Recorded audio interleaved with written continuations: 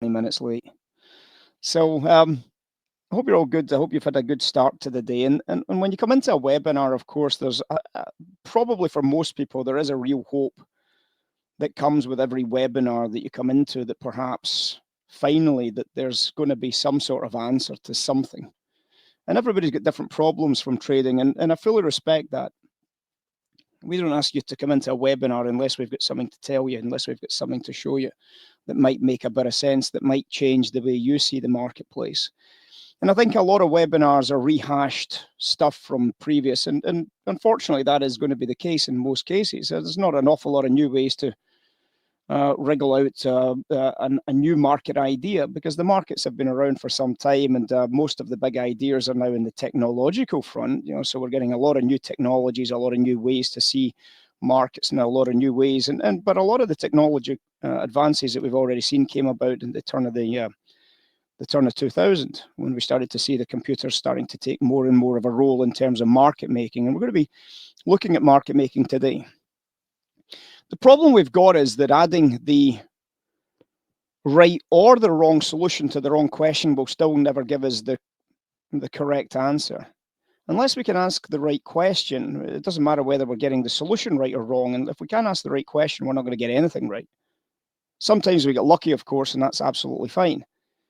Now, one of the key ideas about trading is that everybody hears about how easy trading is from all the trading gurus, all the people that say, oh, you come along to this and I've just made myself another $200,000 just like that, bada bam, bada bing. But obviously the truth of the matter is trading is harder than pretty much every other profession, even things like medicine and law. And you might disagree with that if you've been through the medicine, if the medical degree, or whether you've went through a degree in law, you might disagree with that as well. However, the big thing about trading is that, medicine and law are very, very simply, you learn the process, you learn that process, and it's about the process. If you do this, this is what will happen most of the time. Law is very much like that. But the thing is, in trading, you're fighting against the biggest and best brains in the world on every single trade you take, the market makers, the big commercials. And these are the best financed businesses in the world. If you're doing medicine, if you're in an operating theatre, it's you and a patient and a team of very qualified assistants. In trading, there's no such thing. You've got no such luxury, but you're still up against some of the biggest, probably the hardest trading entities you'll ever come across. And the other thing is, it's all probability. There's not a probability as such in law. Law is about statute. Law is about interpreting and trying to make sure that everybody else can see what you're seeing in terms of the statutes.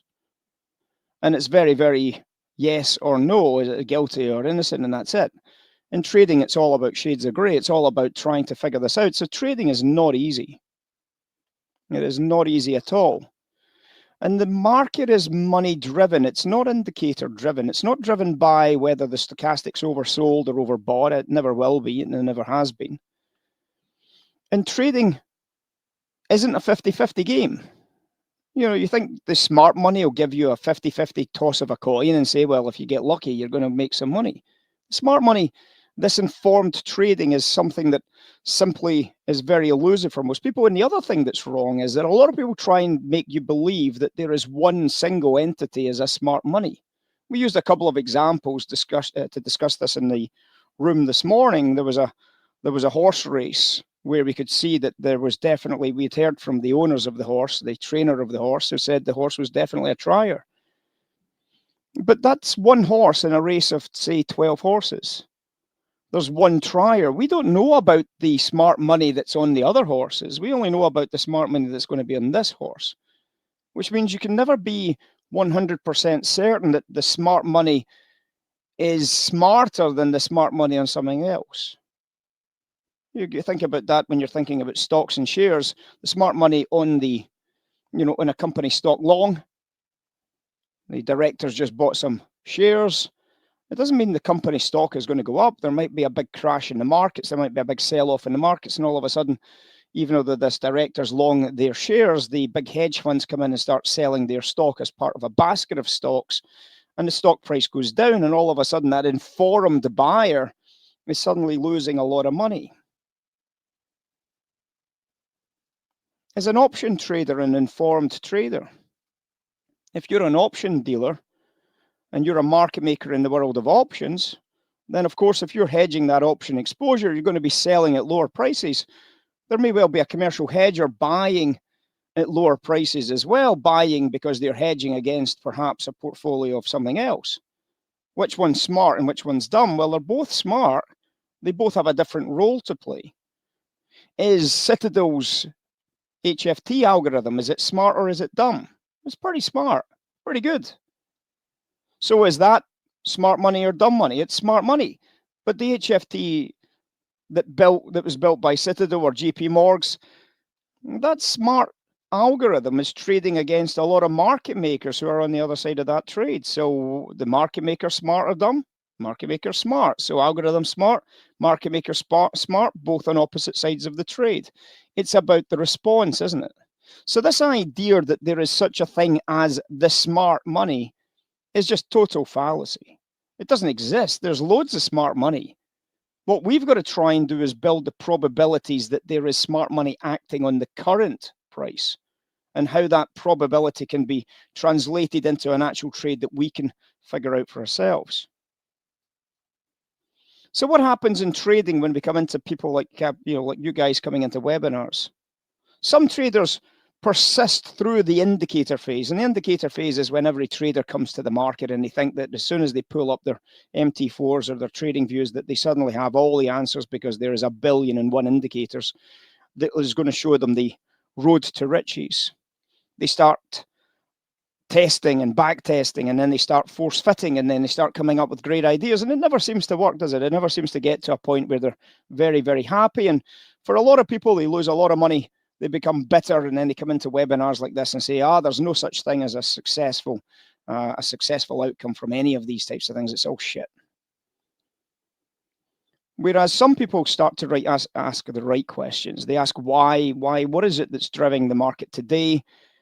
Not necessarily what is the money that's driving the market, but who's driving the market? What are they doing, and how can I start to get to see these guys in operation? How can we start to feel what they're doing? And what we do in our full class, of course, is we look at all the operators. We look at the commercials, we look at the retail traders, we look at the banks, we look at central banks and the dots plots, we look at the market makers. Today, we're going to be thinking about the market makers. And I want to get into this exercise because we're obviously going to be limited in time at 8 o'clock going forwards. There isn't one size fits all, basically, when it comes to smart money. Some smart money is dealing on the thousandth of a second. You've probably heard of the Prem indicator, of course, and the Prem indicator is a pure arbitrage indicator. It's the index against the stocks that make up the index. It is pure arbitrage. That operates in the thousandth of a second, hundredths of a second environment. It can't be traded by retail traders. It's impossible. It can give us some interesting clues, but it certainly is not a great indicator as a standalone, but it can give us some interesting clues in the backdrop of some other things. Some trades last for seconds. Some HFTs last for seconds, not necessarily Prem type algorithms, but some momentum algorithms, some HFTs that press levels of liquidity last for seconds. Some trades last for minutes. Some trades last for days. Some trades even last for years. You'll all be able to look at the trade from, for example, on the central banks, and you'll see that these trade swings last for several years at a time. The central banks on the buy side of the Fed funds futures and on the sell side of the Fed funds futures generally last for several years. So we've went from a thousandth of a second to several years. They're all smart money. They're all different. They're all in different markets. They're all in different time frames of analysis. So there is no one size fits all. There is no one single smart money. So anybody that tells you that the smart money is doing this, you say, well, what's smart money?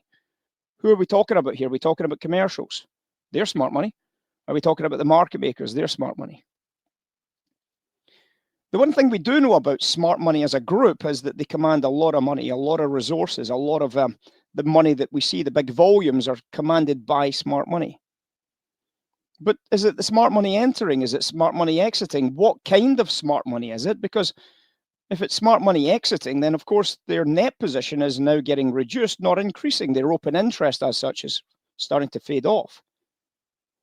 So when we see volume coming in, it's not about saying to the volume analysts, guys, well, every time we see volume, we're going to buy it and it's going to stop the market. And every time we see volume on an up candle, we're going to sell it. And that's going to give us this idea that volume is always simply a reversible strategy.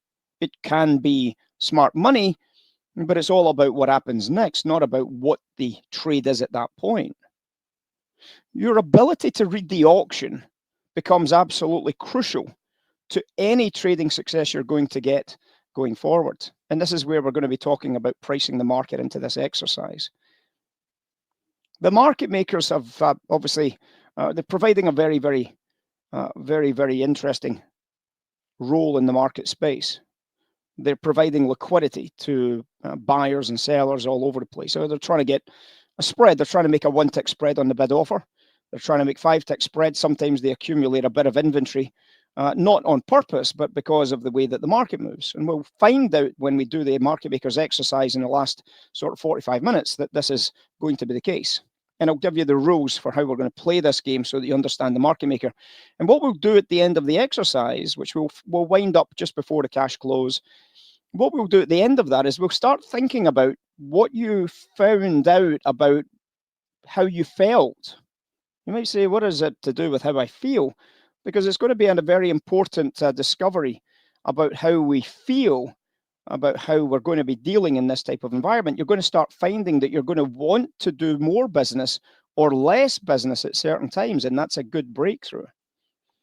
So when we price the market, let's start with a very, very simple process. We know that the smart money trades on a passive basis, and we'll certainly be trading on a passive basis. We can exit the trades anytime we like. It's not about P&L.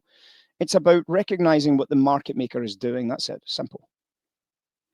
So when we're pricing a market, one of the key aspects of pricing the market is the auction. We use a very, very simple concept of the Nash equilibrium to price our market properly. So for example, if I go from a price of 60 to a price of 45 on a sell candle, we should immediately be able to price the marketplace as a market maker. Every market maker in the world should be able to price this now at this point. Because based on the Nash equilibrium, unless there's something unusual about to happen, the price will have a natural ebb and flow of buyers and sellers. And we would imagine that if nothing else changes, I'm going to bid 30. How did we come up with a bid of 30? It's simply the measured move from 60 to 45, 15 ticks off 35. 45 gives us a price of 30, okay? So we can obviously understand that the price should therefore do that on the next candle. It doesn't always do that, but it's only a starting point. It's a starting point. So what sometimes happens, of course, is the price maybe sometimes pins into this balance here. Now, obviously, the idea of a market maker is they will be buying into this candle. We can therefore recognize that if the candle starts to slow down, it goes from 30 to 25. If you were to ask me now to bid for this candle, I'd be able to bid 20s, wouldn't I? Now that 20 bid, because this candle's only 5 ticks wide, the bid at 20 is going to be interesting because we've went from 45s to 30s, which meant our original bid was actually 15 here. So in this candle, our bid was here, and now the bid is starting to lift up into price. Already you can start to see this concept of the slowdown coming into a price point. So obviously, if you're starting to bid into this and the volatility remains the same, what's happening to your offer? Well, obviously, let's think about where the offer was. So if the offer was originally here, and then the price drove down, the offer would probably have moved somewhere into this area. The momentum is sell side. When the price drives down, the offer would probably start to hold into about this area here. And when the price starts drawing down now, you can see what's happening to your bid-offer spread. You see it? The bid-offer spread is starting to come together. The bid is lifting, the offer is still falling, but the bid is now starting to lift for the first time in this exercise. And therefore, we can start to recognize the possibility that we're going to start seeing a market bottom starting to form. The market maker is now trading. Now, well, how are we coming up with this information? It's part of the auction process. This is just the auction process. What I want you to imagine for a second is going onto the floor of the CME or the CBOT. So you all get a day pass onto the floor. You don't have access to your charts. You don't have access to TradingView, NinjaTrader, Sierra Charts, or any of the other ones. You've just got a bag of tickets and a bag of pens. Now, what are you going to do with these tickets and pens? What are you supposed to do? You're supposed to go in there and do business. How are you going to do business? You don't have your stochastics anymore. You don't have your RSI. You don't have your MACD. So how are you going to do business? Start feeling your way around the floor. How are you going to make any money? What's your first thoughts? What are you considering? Where are you going with your ideas at this point?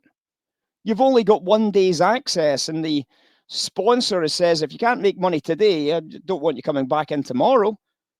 And all of a sudden you're saying to yourself, well, I've got to try and figure this out. I've got to try and come up with something. How am I going to make some money today?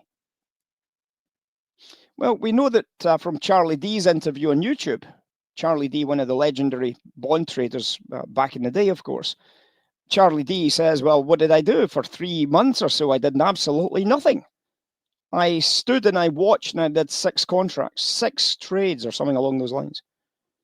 The rest of the time I stood with my arms folded, trying to figure out what the hell was happening in the room. So what is going to happen? You're going to start looking up at the big board. You're going to start seeing the underlying flow of markets. You're going to start listening for the big volume increases and the volume decreases.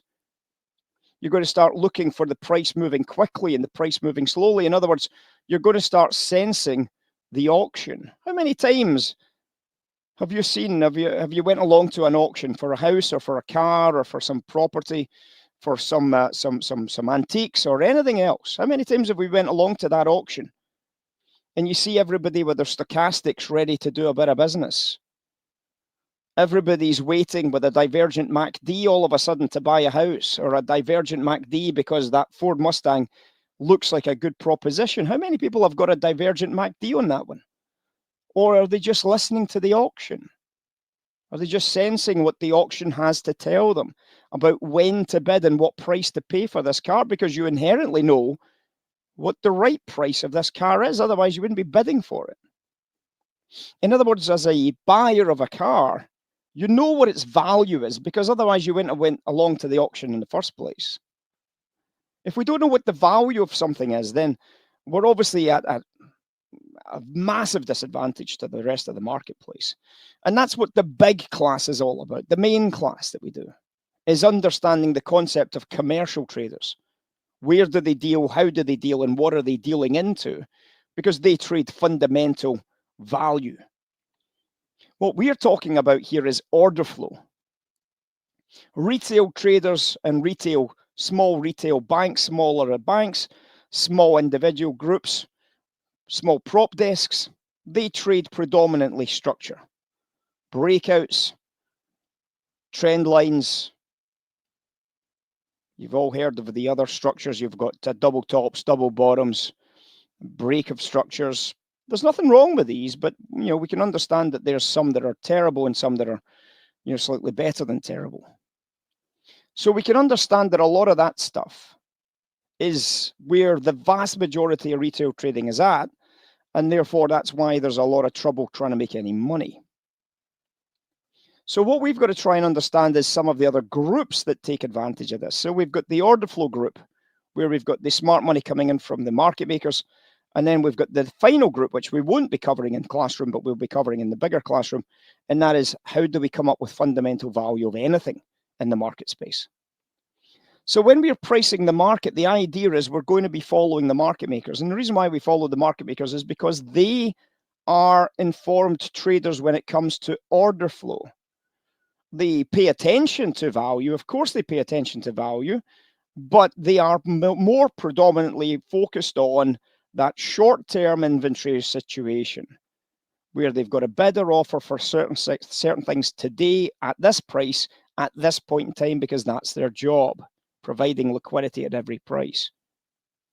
So the market maker comes in the absence of other buyers and sellers. So this is really important. They don't come in when there's a big commercial buyer coming in. They don't come in when there's a big commercial seller coming in. They come in when there's an absence of these people who take up the slack when it comes to liquidity. That's another important point. So in today's market maker game, we're going to be doing the market maker process. Now, there's a very simple set of rules. And the simple set of rules is, and it's a 1 minute chart. Please make sure you're on a demo account. Otherwise, we're in trouble, because we're going to be building a position here. The rule is very simple. On a down candle, you will buy 1, 2, or 3 contracts. And the reason why it stops at 3 is because obviously we want to make sure you don't run out of space over the course of this classroom. So you're going to accumulate a very large position, hence the reason why it's got to be on a demo account so that you can accumulate a very large position potentially.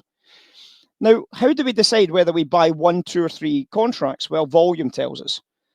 If we look at average volume, if this is an average volume candle, then of course that's a low volume candle and that's a high volume candle. So now you know how to calculate how many contracts. If it's a volume that looks generally like this, it's 1 lot. If it looks generally like it's about average, it's 2 contracts. And if it's a bigger than average candle, we trade 3. Doesn't matter anything else. No other questions, no other ideas. 3 contracts. It's not an exact science. It doesn't have to be accurate. You're not going to get 1 that you should be trading 3. You're not going to get 3 that should be trading 2. Sorry, you might get 3 that trades 2, but you won't get a 3 that trades 1. The trade has to be a limit order book. It has to be a buy limit or a sell limit. And you have to position your buy limit and your sell limit in due course at the right level based on what you think is the pricing of this particular move. What you think is the pricing. So when we look at a marketplace, get your chart trader open, get your demo account open, and let's get going. So this is the S&P on a demo account. We've opened a demo account on this one, S&P. And what you're going to do now, this is a 1 minute chart. You can see we've just finished there. It's an average volume. Do you see that? So what we're going to do is we're going to bid for 2 contracts, right? Because it's a red candle. So we've just bid for 2 contracts at the close of that candle. And that's it. That's our job done. And now what we're going to do is wait for the next candle to form.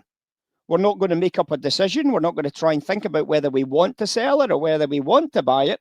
We're just going to wait, and we start looking at how much volume is coming in this candle. We start watching to see if the volume is going to be bigger or less than the previous candle. We can see whether the candle is a buy or a sell, and then we start getting ready to put the next bit of business in. So obviously we're at 42, 43, 44, 45, 46. This is obviously going to be another buy limit. So we get ready with the buy bid. And it's now coming into 27, 6, 5, 4, 3, 2, 1. And we'll put in our first candle there and our first candle again there. Because you can see the volume's a little bit bigger. Still not maybe 3 contracts, but certainly 2 contracts. And we've got our second market make trade on the books. Okay, second market make trade on the books. Now, one of the things that you'll start to be able to recognize is that we're not buying at discount prices, we're buying at the close of the candle, because that's what we're supposed to be doing at this point. What you're going to start sensing is you would hate to have been a buyer there, because you can see that there's a lot of sell pressure coming in here. And because there's sell pressure coming in here, you'd have rather have given yourself a bit more space to do this bit of business, right? You'd have been feeling that you wanted to bid maybe 2 or 3 ticks lower than these prices. And obviously, if you'd bid 2 or 3 ticks, you'd actually be in pretty good shape on this uptick, wouldn't you? Already, you'd be in good shape. You'd already be thinking about this as a trade narrative. Now, we're getting a little spinner candle just now.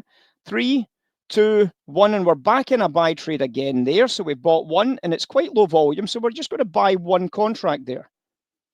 Okay, so we just bought 1 contract as a market maker. The pressure on this trade still seems to be very negative, so I'm still very, very reluctant to be in this as a buy trade. And I don't think the market maker is able to find an awful lot of liquidity either at this point, because the liquidity we know is probably positioned somewhere below here. So the market maker's in a bit of a problem area here, because they certainly have shortened the candles. Think about what I've just said. They've shortened the candles a little bit here. And based on the pressure that's coming in from the selling, I'm a little bit surprised that they did shorten the candles. I certainly wouldn't be keen to short the candles. Notice what you're thinking.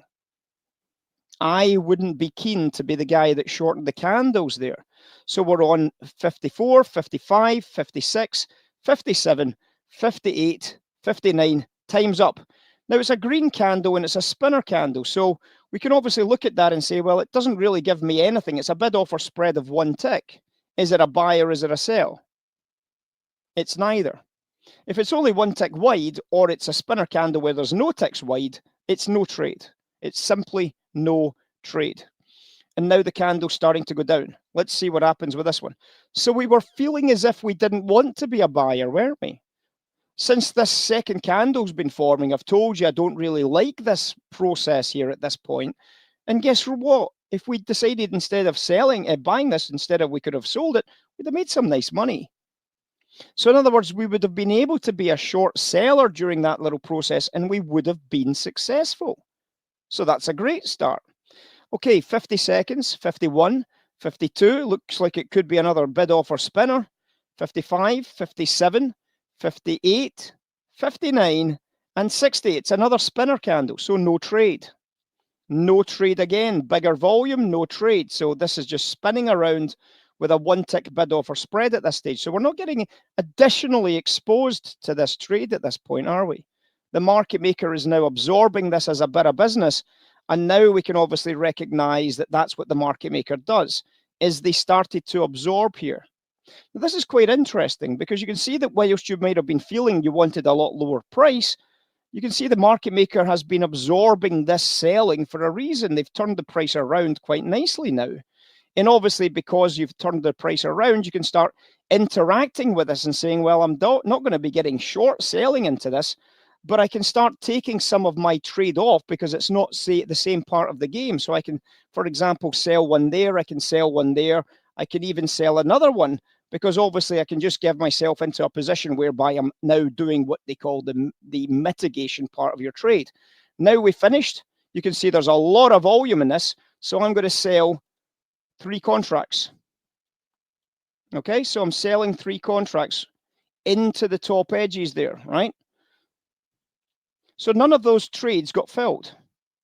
None of them got filled. So we sold with 3 contracts into that trade there. None of them get filled. Okay, fair enough. So obviously, as we come into the next, we'll just leave those candles in place.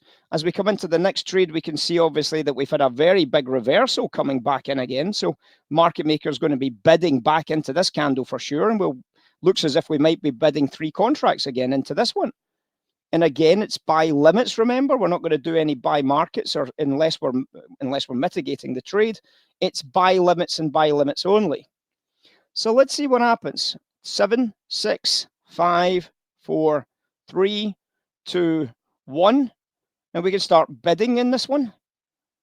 And we can see that the volume is not as big as we thought it was going to be. And we can bid a second one, right? We'll bid a second one. And that's okay. So we can leave that bid in place. And now we move on to the next candle. Remember, we're not interacting here. The only time we're interacting is when we're mitigating any of the possible profits or losses. So we're allowed to mitigate any of these profits that we can see. So you might say to yourself, well, if I can get back up towards the top of this area, I've already seen a fast money sell, and I'm going to take maybe one of my contracts out if I can get it in there, and I'm going to take the other contract out there, and I can now wait to see what else happens, because obviously this candle hasn't finished yet. If it finishes as a green candle, I will be selling. And if I'm going to be selling 2, then of course I'm going to now be flat the market in 10, 9, 8, 7, 6, 5, 4, 3, 2, 1, selling. Okay, so we can see that the volume is average. So we're going to sell 2 contracts. So that's going to close us out. That's going to close us out for a 0 now, isn't it? There we go. So we're now flat the marketplace. That little exercise, we made $337 on that exercise so far, just during that little exercise itself, $337. There's the trade there, $337.50 in profit from that exercise. So you can see the market maker did okay, and the reason why the market maker did okay, of course, was because they managed to rotate the price. If we look in the background, and if you think about how the market maker did on any of these exercises, you can start to recognize whether the market maker could have been under a lot of pressure during this phase. Well, not really, because if they sold here and then they sold here, they obviously made money here and they made money here. And then they sold here and they sold here to get net short. Okay, we're on 6 seconds, so we're going to be selling again into this, of course. It's a green candle. One sell side. So we've got one short. The volume's about average. We'll put in a second short. Let's see if we get filled. We're not chasing. We're market makers, remember. We're only adding liquidity, not taking liquidity out. We're adding liquidity in. So if we get filled, we get filled. If we don't, we don't. And that's as simple as it gets. Okay, so we're in a bit of profit at the moment. You can see obviously that there's a bit of a pressure change coming in here. It's driven up quite hard. It's driven up quite fast. But again, the market maker in pretty good position here at the moment. So obviously you could start thinking about stops at break even. There's a lot of things you can start doing with this. And that's what you're going to start thinking about, isn't it? This is what I'm saying about this exercise will eventually evolve. You're going to start thinking about how good you feel about whether you would hold on to this or whether you would ditch it quickly. You're going to start thinking about whether this is a trade that you want to ditch immediately. And you say, oh, damn it, I love that downtick. I'm going to take one at that price for sure. And obviously, we've just run into the time now at that stage. You can see the volume is high. So what I'm going to do is I'm going to buy 3 contracts. And we're going to try and get 3 contracts on the downtick. Now, obviously, I missed the close of that candle because I was talking, unfortunately. And because of that, we've failed to get long 3 contracts, which a bit of a mistake on my part. I was too slow, right? I was too slow, and that's okay. It is what it is. It's just one of the game plays. It's just a game at the end of the day. We're trying to understand how you would feel about what you're doing in these exercises. So as we come along to the next exercise in 25 seconds, we're obviously going to be selling some more. So you can see the importance that this could have had. I could have locked in an extra profit from that sell, and I could have locked in a profit from this buy trade off the bottom edge. So I've missed out on a fair amount of cash here. As we come into this trade here, it's in 5 seconds. 4, 3, 2, 1. It's obviously a sell trade and it's got average volume. So we'll do 2 shorts. So we can obviously look for that 2 short trade. We've still got this order that hasn't been taken out just yet. So we'll leave that in place for the time being. And that's okay. We can leave that trade in place because that will bring us back to our net book position that we were originally expecting to have. So we'll carry on going with the exercise. Carry on going with the exercise at this point, right? So what are we looking for? Well, we're looking for whatever this is going to be. This is a bid offer spread of 1 tick. So that's not a sell. This is going to be a sell trade now. We are 35 seconds through. So we're waiting for this candle to finish. And we're obviously watching this because this is going to be quite interesting because we can recognize that there is a fair amount of liquidity in the top edge here. So we could expect this to be a big up candle now that we've taken out these little liquidity pools here. So you're expecting a big streaking pop on liquidity, which is what we've kind of got on that candle itself, right? So we're just coming through to that and we're seeing that this is a 3-lot sell. So we've popped the 3 contracts in there and you can see the market maker is now under a lot of pressure. We should have been flat because we should have been into a long position here and then we should have sold into that profit, right? But we missed the trade because I was talking about it at the time and I missed getting the trade on. You can see we should have been filled here because it did downtick. So we should have been filled here, but that's okay. That's just part of the exercise. The whole point about this exercise is to understand what the market maker feels in terms of the pressure that the market maker gets put under, gets applied into. We're at 40 seconds, so we've got another 20 seconds before the next trade comes onto the books. And the next trade is obviously going to be another sell. You'd imagine it's going to be a 3-lot sell again because we've taken out liquidity. One would imagine that this is going to be a big volume coming in here, and that's going to be 3 contracts. Remember, 3 contracts maximum. So you get ready, 58, 59, 61, 2, 3. Now you can see it's the biggest volume of the day we've had up there, right? It's the single biggest volume we've now had on that trade. Huge volume, but we expected it to have huge volume. That's important as well, because if you can start expecting and understanding that the biggest volume in the world is going to come from these types of liquidity pools, what we've got to try and do is figure out what these liquidity pools have for us in terms of trade outcomes. Is this going to be a big volume that they're going to sell into? Or is it going to be a big volume that they're not going to sell into? What is it going to be? And if we can understand that, we can make a lot of money. Well, one of the things that the guys in the room will understand is that we would normally be a buyer in this area here. You'll all know this from the BSG tipping price buy trade squeeze. So if we're trading this for ourselves, we would be buyers here, and we would be now reading this to see if there's any commercial sellers coming in. That's what the guys in the room should be doing. Whether they do that or not is a different question. So this is another 3-lot sell. Sorry, so it's another 3-lot sell, sell, sell, and sell. You can see that there's another big sack load of value or volume in that trade as well. So it's another 3 lots. We can't go any higher than 3, otherwise we end up with crazy numbers on these trades, right?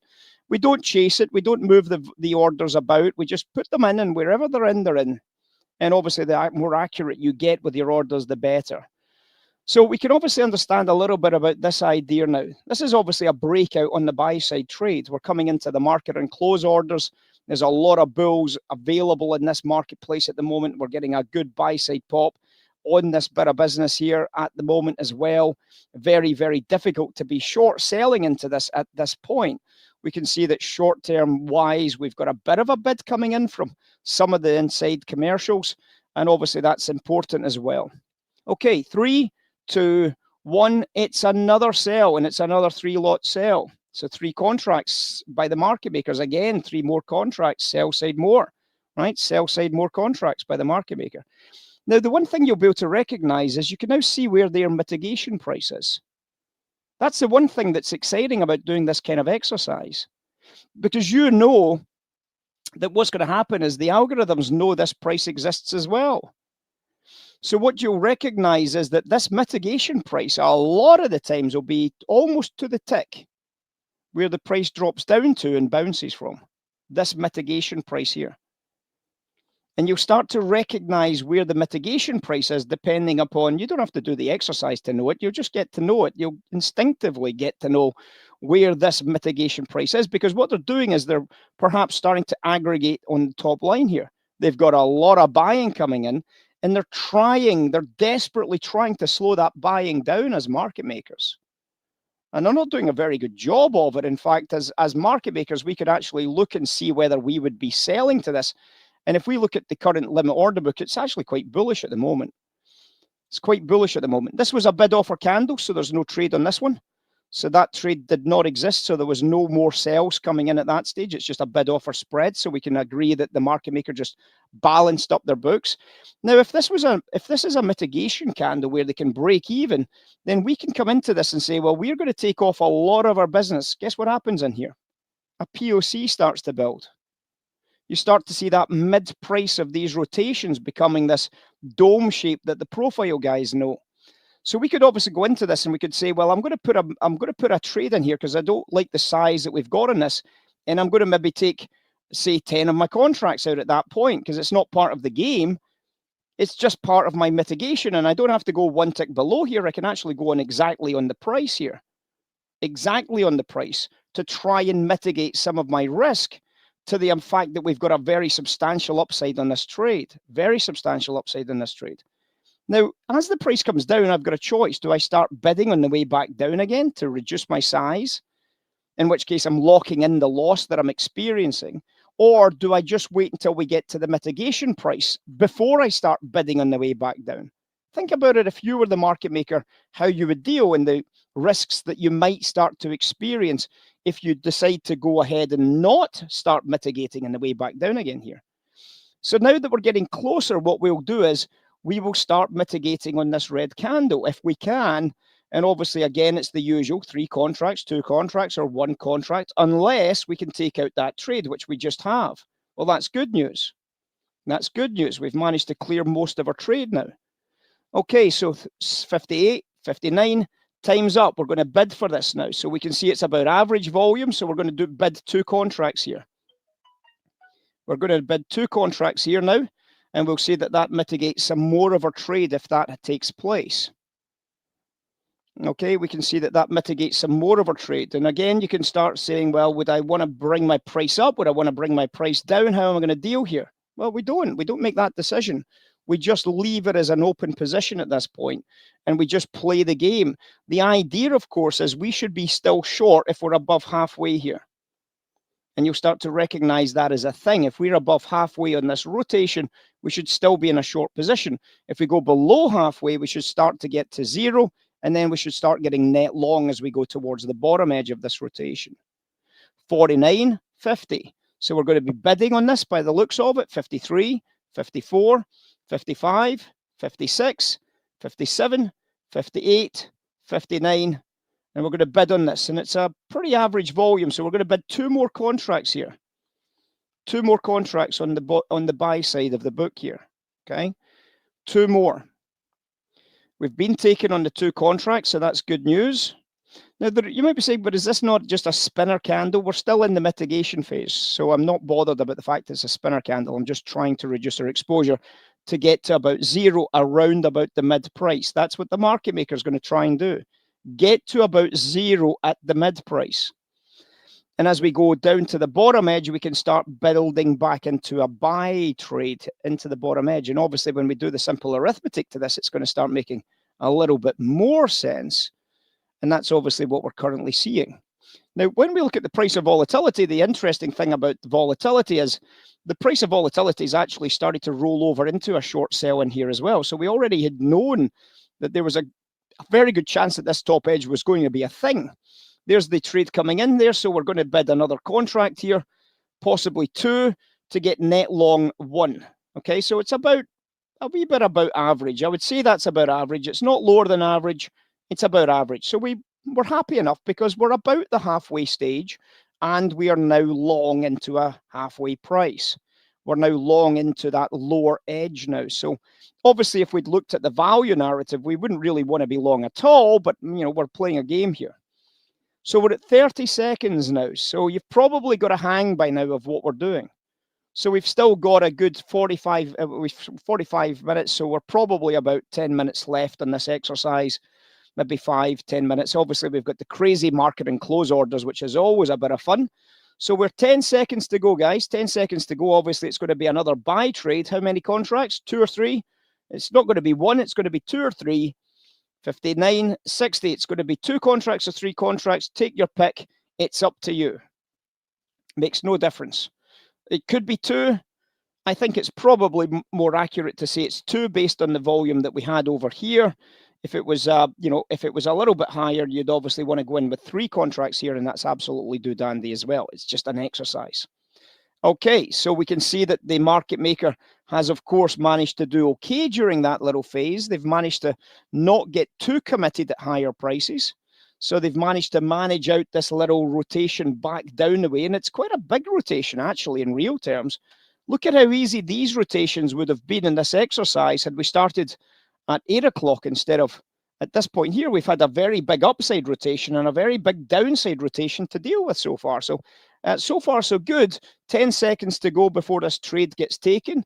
You can see it's going to be another buy trade, and it is probably going to be some pretty good size volume again. So 1, 2, and we're going to go in for a 3 contract this time because it was another increase in volume. So we want to just give you that sense that the market maker is starting to build a bit of size on this. And obviously, if they start to mitigate here, we can see this mitigation taking place at this point. And we can obviously start thinking, well, outside of the game, as a mitigation, we can start looking when it hits 0, we can start reducing some of our exposures here to reduce the market maker's exposure to this opportunity, this downside opportunity. And there's the market maker starting to reduce some of their exposures to this move, to this point now. So now we've got a good position as a market maker. As a market maker, we could, of course, put our stops at break even, but now my job is to manage this long position. So we can just put in a little stop at break even here. Okay, so you can see we're starting to manage things now. Putting in a stop at break even there leaves me with a good position because now I can watch this trade coming back up to the 50 line. And I can say, well, coming back up to the 50 line, I'm going to sell just 1. Okay, so we sold 1 contract. Why 1? Because if I sell 2, I'm now at 0 below the 50. I want to still be long below the 50. So we have to remind ourselves to reduce this down to a single contract. Okay, so where are we thinking the market maker should hit 0? The market maker should hit 0 about this area here. Okay, so I want to try and stay long so far at this point. I want to try and hold on to a market maker long position and then try and get to 0 here, and then start marking in a short position above this 0 point. So this is how we start going with this as a process. Now we're coming into the market and close orders, which obviously is going to be the crazy candle, right? So we're going to get the crazy candle. So we just get taking out stops at break even for the craziness to kick off at 50, right? And if you want to finish your exercise at this, because now it just goes nuts, right? Now it's just going to be massive volumes and massive volatilities. Good luck with this one, right? So now we're going to start seeing massive volumes with massive volatilities in these trades. So obviously it's up to you if you want to keep doing the exercise, but obviously this is okay if we've got a billion hours of time to continue with the exercise. But you can see that you would have bought this candle here. You'd have paid 3 contracts for that candle, and you've just made a lot of money on those 3 contracts, right? Well, this exercise is obviously currently now finished for the time being. And having finished this exercise as a market maker, you can see that we are $737.50 up since we started the exercise. This exercise started with a 0, and we've made $737.50 as a market maker during this exercise. You can see that this buy trade would have added another big profit to us if we wanted to take the extra risk of running into a market maker's market and close trade, which obviously is where the danger is. But when we look at relative value, you can see the only trade I would have wanted would be to get sell side only business. Do you see that relative value? Is that not an impressive buy trade right there from a relative value standpoint? So from a relative value standpoint, from a commercial standpoint, there was a big sell coming in there, and there was obviously a very big buy trade there that the market maker as a commercial would now annihilate on the buy side and the sell side. So imagine instead of trading these candles, you trade this blue line. So when the blue line is dropping and the candle is green, you sell it, and you sell it big. When the red candle is in the markets and the blue line is rising, as happened in this candle here, and then it's happened on this candle, and then it's happened on this candle, you buy massive size. Congratulations to the advanced class. And the advanced class is when we start dealing like a commercial operator and not just like a market maker. So let's think about what we've managed to think, what we've been able to find out about this exercise first and foremost. 1 second. So one of the key takeaways from this is, what did you start to feel as a market maker? You started to feel like you wanted to mitigate when the size started to get quite substantial, right? Nothing wrong with that. Market makers do that all the time.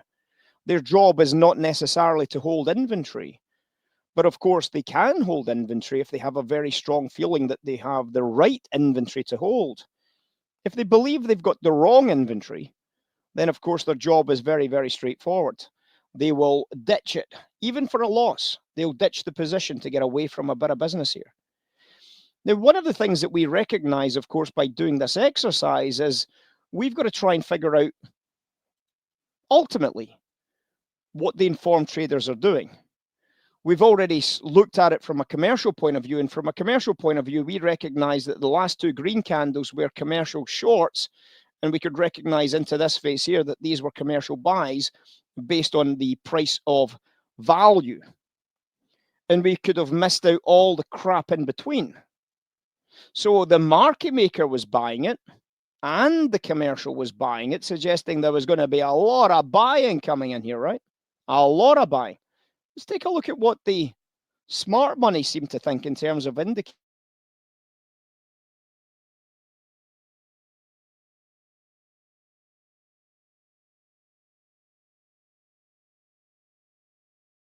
Point here, right? And from that point there, you can see the book was no longer bearish, and in fact, at this point, the book went bullish.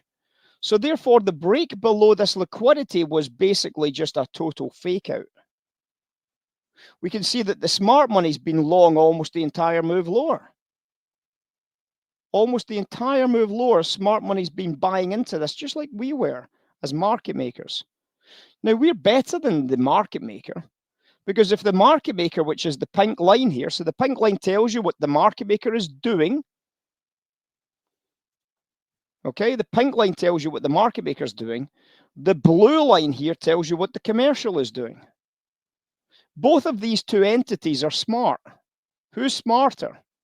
Well, it's not about who's smarter. The market maker trades the order flow. They've got to trade the order flow. The commercial doesn't have to trade the order flow. The commercial trades purely one thing and one thing only: commercial value.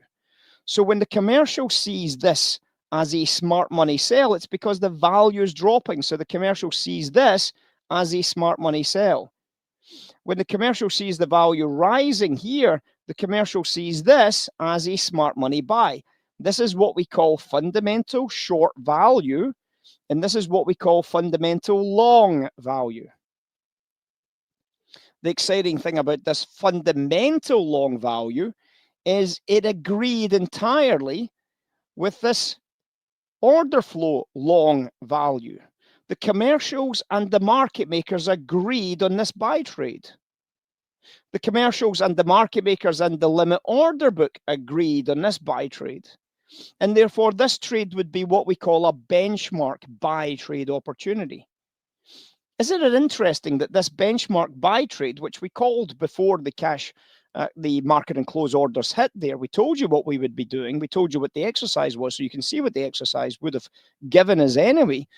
You could have been a buyer, a real buyer at 92s, and we've just traded a high price of 02s. That would have been a $500 value right there on one trade, on one contract on the S&P. $500 value. No shit, Sherlock. Shit, Sherlock, absolutely. So we can see there's real value in knowing this stuff. Even in the exercise, we managed to make $737 as a market maker, and that's without even taking decisions. We took some decisions. We took aggregation decisions into mitigation, didn't we?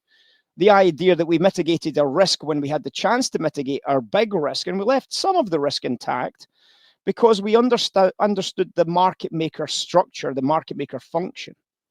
And this is the key to understanding any of this as a process, isn't it? Understanding what and where and when and why. We do a thing that makes you go, Is there anything in your life that makes you go, I know there's a lot of things in my life that can make me go, for sure. And one of the most significant things that make me go, is a good dealer level. I bet that caught you by surprise. Yep, a good dealer level makes me go, So, things that make you go, Last night, 11:47 London. 11:47 London, you can see 7th of January. So this is London last night, just before midnight. We told everybody about the NASDAQ dealer key level that makes you go, This is on Twitter. And you can see the price level that we had in mind was 16,405. Now, one of the things that we tell you is that this is not a buy or a sell. This is a decision. This is a price that the big players need to make a decision. This is a commercial trade level. This is what we call smart money. So in other words, at this price, smart money need to make a decision. They need to make a decision. So we watch the decision at this point on the chart, 16,405, 16,400. And obviously anybody that understands price action will recognize a concept called rejection at that point. There was no rejection here. There was no rejection here. There was a little bit of rejection here, which then rejected on both sides. And then, of course, all we're doing is now targeting into what price? Things that make you go, What price were we targeting into? 16,820, the other price that makes you go, The more M's, the more you go, bloody hell, that's a good trade level, right? So we can already recognize that this is just about to trade 825. 825. In other words, this trade, 8,000. Now at this point, $8,500 maximum swing per contract. From one trade idea on your screens. Things that make you go, So what we're trying to do is we're trying to understand this concept of where the big decisions are getting made. Now, this big decision is not getting made because of the market makers. This big decision is getting made because of the commercials. But as traders, we need to understand where and when and how the smart money is going to deal in this area. There's a few clues about how they're going to deal. And one of those clues, of course, is what they do with these big candles, how they deal. And we've kind of came across that exercise just by doing this market maker exercise from this point here. We've kind of came across this view by looking at the idea of big candles. What did you feel when you started to see a big candle? Well, it depends whether you were obviously in a long position or a short position. What did you feel? Well, I like the big candles because it means that we're getting a bit of separation between the prices. We're starting to see that we are aggregating nice and comfortably at a nice pace. The auction is consistent, it's methodical. So we're getting a simple little process here. This auction is nice and consistent. We're buying two, we're buying two, we're buying two, we're buying two. We're getting a nice, easy auction at that point. We're not having to make any crazy, dumbass decisions. If we got a tiny squat candle like this and we got a massive volume for 3 contracts, you'd be saying, this bloody better turn around fast, because I'm starting to build a lot of inventory at this price. Well, could it not be then taken as read that if you're building a lot of inventory, that they want to build a lot of inventory at this price? Could that not be a thing? That they actually want that inventory? Because if they didn't want that inventory, why did they start stacking the bid here? Why did they start punching the price a little bit higher at that point? The bid is what I'm talking about here. Why did they stack the bid higher at that point? They must want this inventory. They must want to be in this position at this point. So therefore, this price action can actually give us some nice insights. So let's now think about the market maker as an exercise. Think about what the market maker does in terms of this process. When we think about it, we are reminded, of course, of our old friends Stadelmeyer and Dalton. Sounds like a bad lawyer's firm, but we get Stadelmeyer and Dalton, of course. And we can see that Stadelmeyer and Dalton, you can see that they have this process here. Brilliant process that it is as well. And the process is very simple in terms of this process here. We're looking now at obviously the bell structure of the curve. Looking at the bell structure of the curve, of course, what did we do as traders? What did we try and get you to understand? We got you to try and understand that this price was the mitigation price. This is the price that we would expect to see, that zero price, right? This is the break even or slight profit trade. This is where we can distribute a lot of business. Why can we distribute a lot of business in here? Because there's a bit of buying, there's a bit of selling. We can distribute a lot of business in here, right? And that's what ultimately then creates POCs. Distribution. Distribution creates POCs. Let that sink in. So this idea that mitigation is in an area like this is a very, very useful concept. So what else did we understand? What we understood was very simple, that if the price was above here, we understood that we should be getting short, and we should still be short by the time we reach this price here. So the market maker, as a rule, will sell, for example, 2 contracts here. So we would expect the market maker to sell 2 here. We'd maybe expect them to sell 2 here.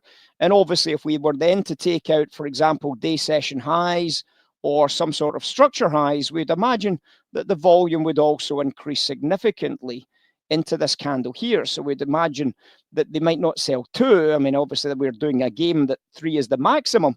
But realistically, what's going to happen a lot of the times is you're going to see a candle like this and they're going to be selling 5 or 6 or 7 contracts, right? Obviously in relative volume terms. And obviously their job now is that when they do that, if they do that, assuming that they are bearish, then of course what's going to happen is that this process here is them trying to get rid of 9 contracts, right? So they're trying to get rid of 9. So the best way to get rid of 9, of course, is to do what? Pull away the bid so that they get a fast candle coming away from this area. Because if you're short 9 contracts in the game, the faster the candle drops, the more you feel comfortable, isn't it? Because at this point, this contract here can be closed out for a break even, can't it? So you're going to come in here and say, wait a second, I could close out 2 or 3. If I close out 3 contracts, I can actually start making some money here. I can start making some money because I'm closing out those 2 for a break even, and I'm closing out one of those contracts for a small profit, but I'm still closing them out for some profit. So we're obviously starting to recognize this market maker model now, and we're saying, wait a second, so if I get to here and I've taken 3 out of this position here where I had 9, of course, I'm still short 6 contracts. I could bag all 6 contracts here. Now, you might think it's break even. It's not really break even. It's actually a very, very massive profit now, isn't it? So the market maker can then look at this and say, well, you know what? I'm passively going to buy this out of this trade here. I'm going to buy 6 more contracts passively out of this process. And sometimes what happens is, of course, we start seeing these candles getting smaller and smaller and smaller into the middle, because the market maker doesn't just buy 6. They buy 1, and then they buy 2, and then they buy 1, and they buy 2, and the candles get smaller and smaller and smaller as the market maker starts to lock in that rotational profit.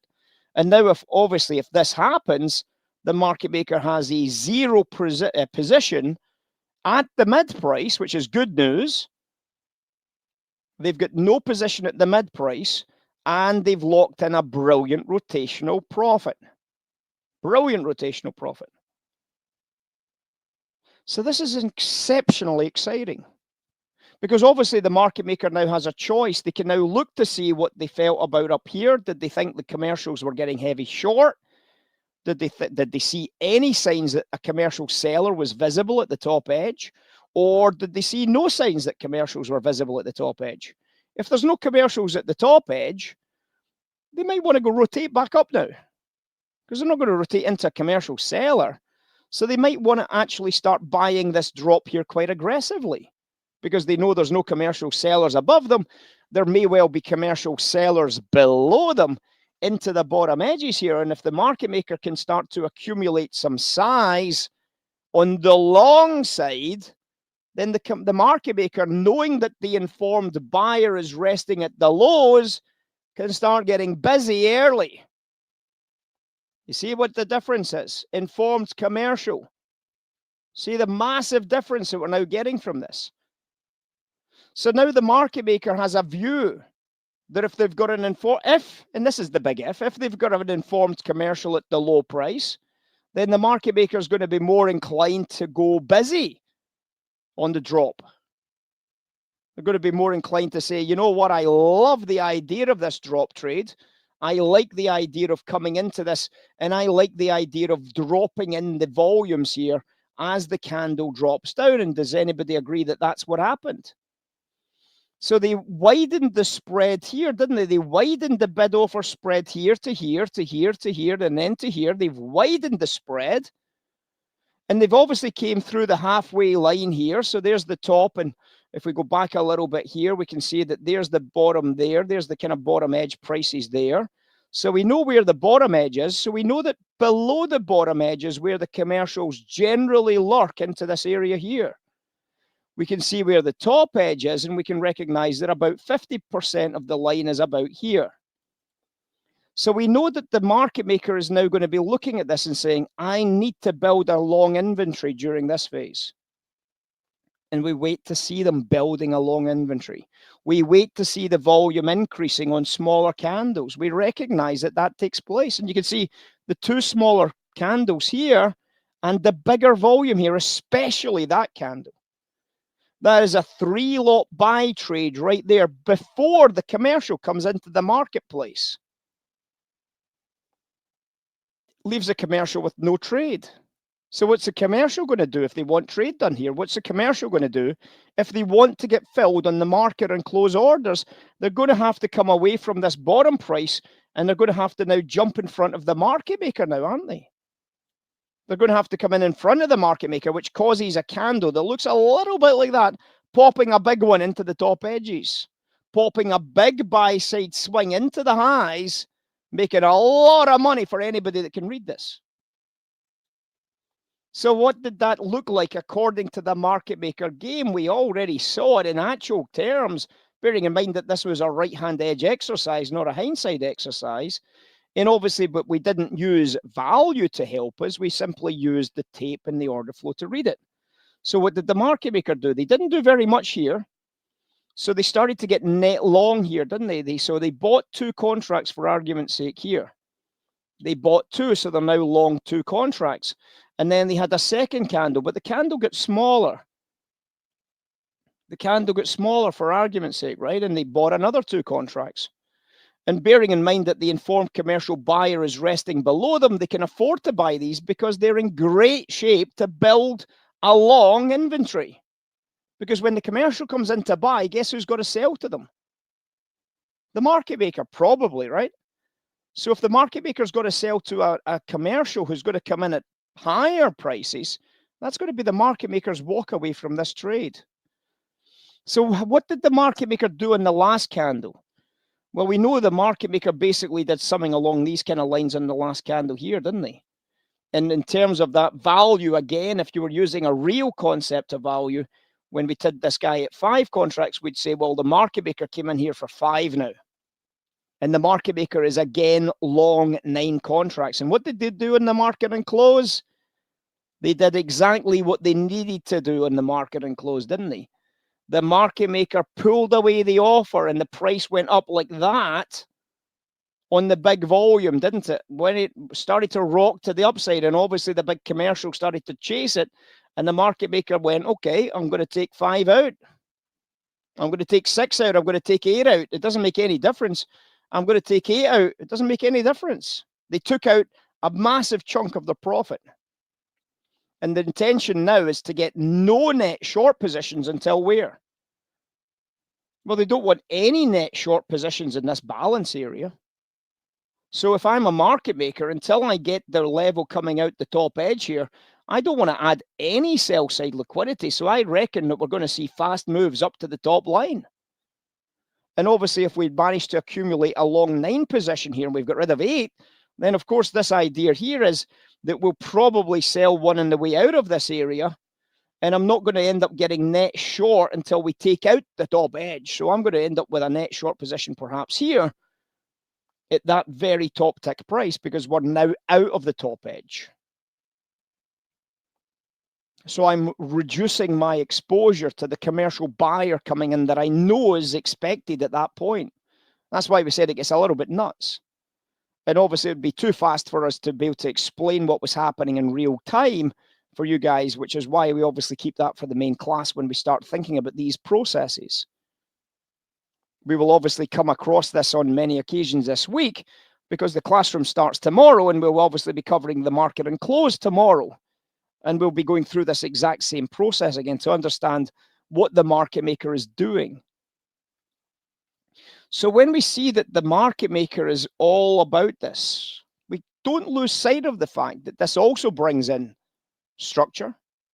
It also brings in commercial value, of course, that we should be understanding at least to a degree or other, but it brings in order flow.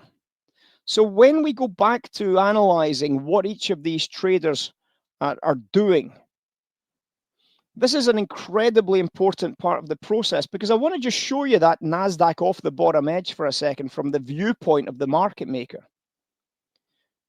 Who is the only trader in the world that can apply big volumes? It's not the market maker. The market maker provides consistent volumes, right? The market maker provides consistent liquidity. They don't go all in on a single candle. They don't go all out on a single candle. They provide a consistent level of liquidity. That's their job, is to provide consistent. They can vary it, which is we do 1, 2, and 3 contracts on this exercise that we did. They can vary the size of their liquidity, but they're at least relatively consistent inside that liquidity model. So when we think about the liquidity, the market maker is not the guy that provides the big volume. So the only people that provide the big volume are the commercial operators. Now, the problem we've got with big volume is the commercial operator buying at bottom edges. Well, nearly always a commercial buys at bottom edges and sells at top edges. But, and here's the big but, are they buying at bottom edges to get long? Or are they buying at bottom edges to close out a short position? Big difference in how you're going to trade this, right? So for example, if this commercial is definitely indeed buying a bottom edge and we get a massive volume in this candle, which you can see -8 contracts suggest we got massive volume in this candle, does that mean the commercial's getting net short?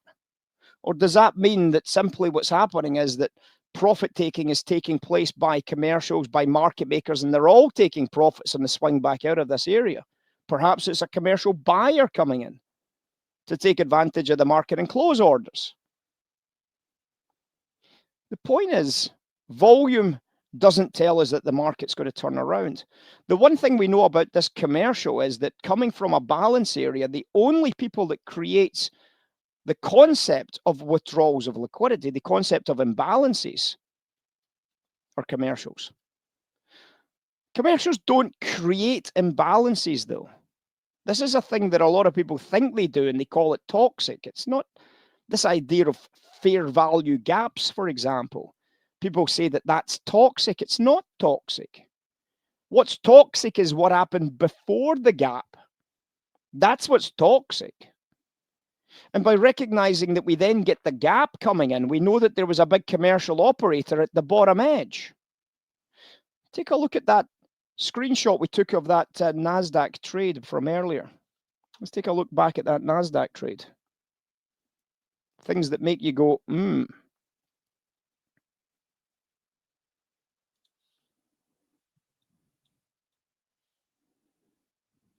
So when we look at this NASDAQ trade, we can obviously recognize that there was a big commercial buyer come in. Now, this is a hindsight observation at this stage.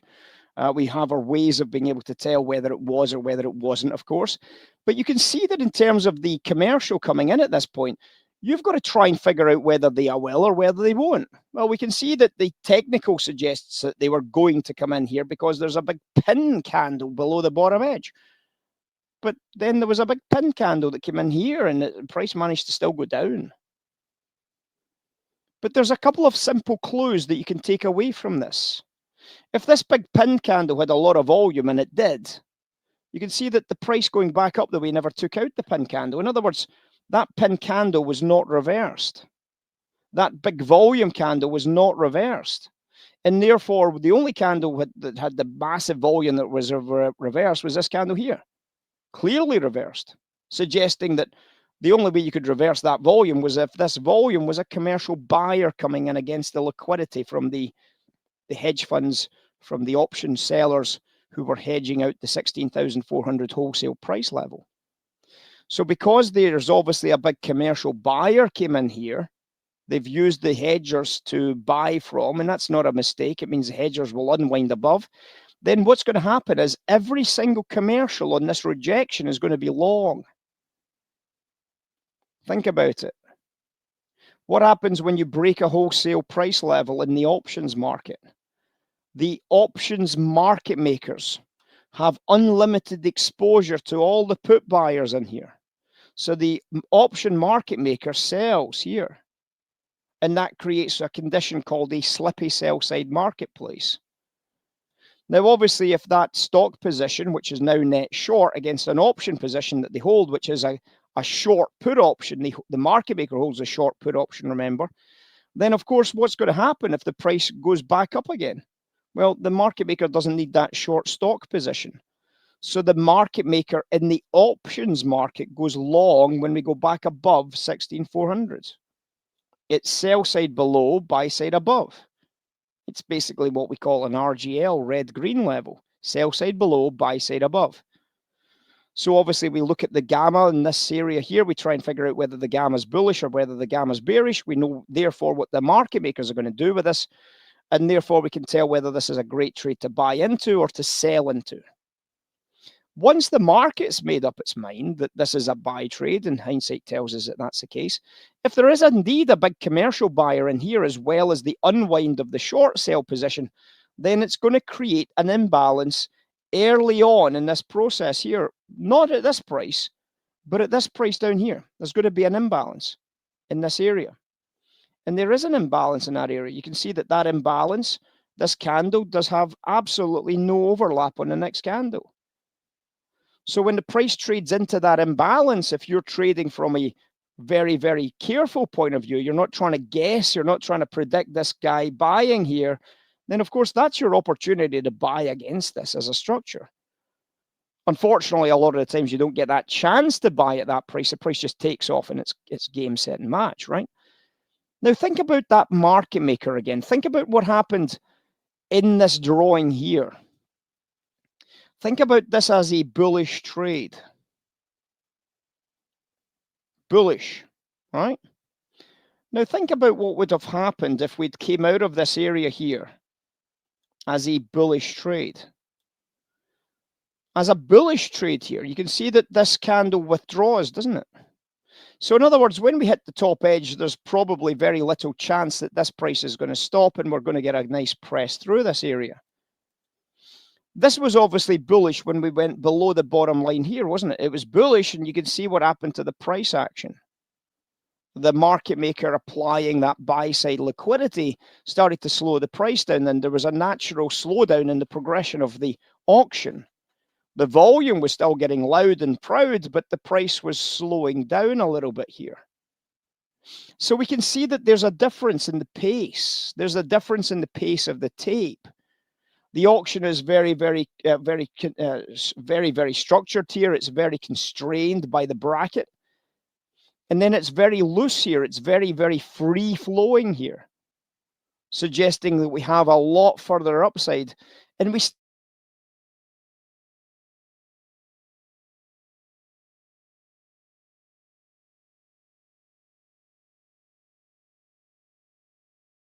and how you feel, surprisingly enough, is going to translate into the right trade. You're starting to gain that feeling, that little finesse, that by putting an indicator on the charts, you never get that. The indicator tells you what you're supposed to be doing. It never gives you your feeling. It never gives you the sense that you have a say in it. It's overbought, it's oversold. If it's oversold, I'm going to start buying it. Well, that's not you making that decision. That's the indicator. Remember that time that you came onto the floor of the exchange with your 5 contracts at the beginning of this classroom?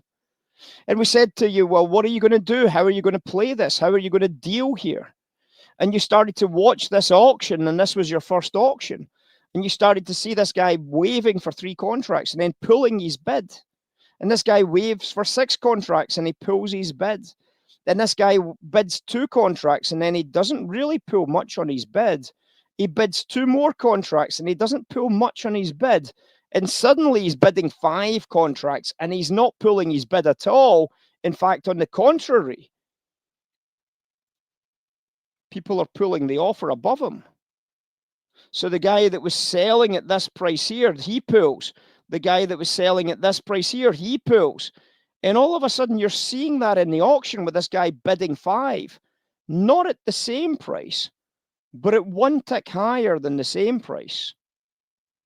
You've just seen an order flow transition trade, a flip, a book flip, if you like. You haven't seen it because it's a stochastic. You haven't seen it because it's an RSI. You haven't seen it because there's a divergence on your MACD. You haven't seen it because it's at the outside band of a Bollinger. You've seen it because you felt it.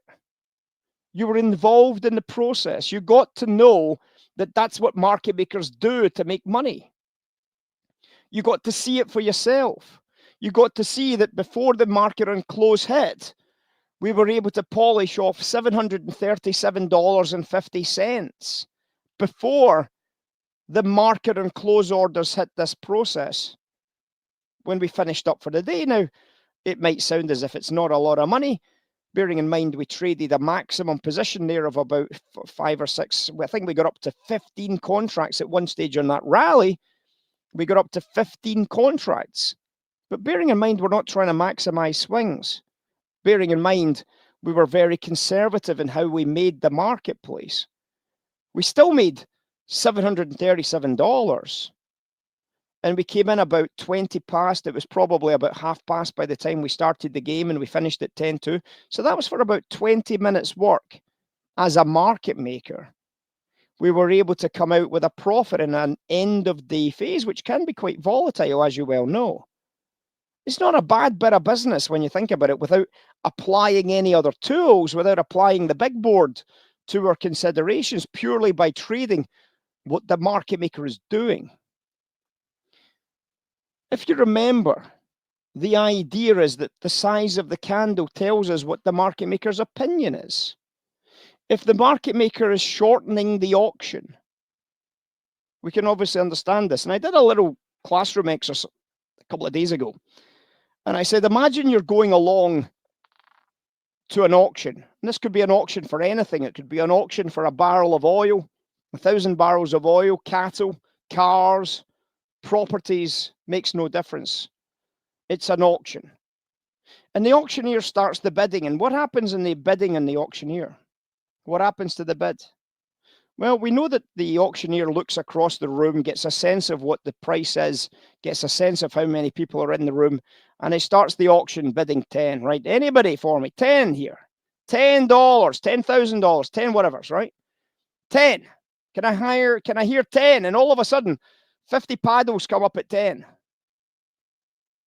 50 paddles go up at 10, right? So the market maker, the auctioneer picks one of the paddles and says, 10. Because this is a guy that he's seen the paddle first, so he gets the deal at 10. It's not going to stay at 10 anyway. It's irrelevant who gets the paddle, right? He could point randomly to the back of a room, and that person's not going to get it. He could point to a space nobody's sitting in. Still not going to get the deal at 10. Not when there's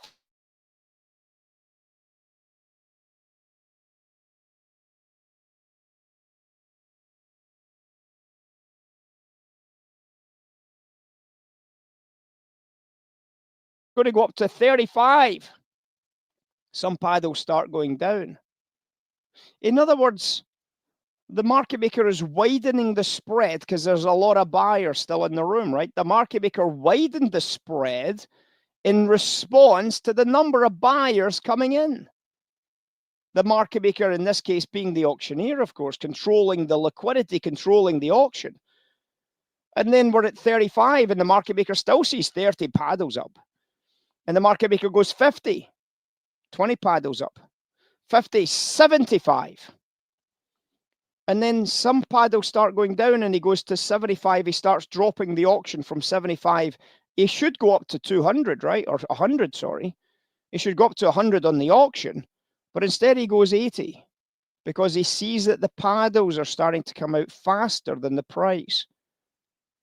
The buyers are starting to get a little bit wary of the top line now. And then, of course, the auction is starting to slow down. And the auctioneer now has to spend more time on that price. 80. Who's going to give me 80? This is still a great price, guys. This is a brilliant price at 80. Who's going to give me 80? Once, and then there's still 5 paddles. 80. There we go. 80 here. Who's going to give me 85? Who's going to give me 85 for that gentleman over there? 90. Who's going to give me 90? The girl with the bowler hat in the back. 90. Obviously a spy. So somebody's giving him 90. So he's now at a price of 90, and he's looking around and he's saying, oh, wait a second, we're running out here. 90. And somebody shouts out 92. Okay, so he's going to take the 92. It's still better than 90. He's going to take the 92. But guess what's happening? He's now spending time on it. He's trying to generate some new business. He's trying to talk up the product. He's saying, this is still really cheap, guys. This is really, time's passing. It's not the auction that's causing the price to move now. There's nothing causing the price to move. His time is passing. They're trying to encourage a few more buyers to come in. And this is what we call the buyer's curse, the winner's curse. In every auction, you ultimately win, but you're cursed because you ultimately paid the worst price. Nobody was willing to pay a worse price than you did. This is what we call in the auction business, the winner's curse. You have paid the top tick price. Now, you might have wanted it, but you've still paid the top tick price for that product. You have got the winner's curse in that.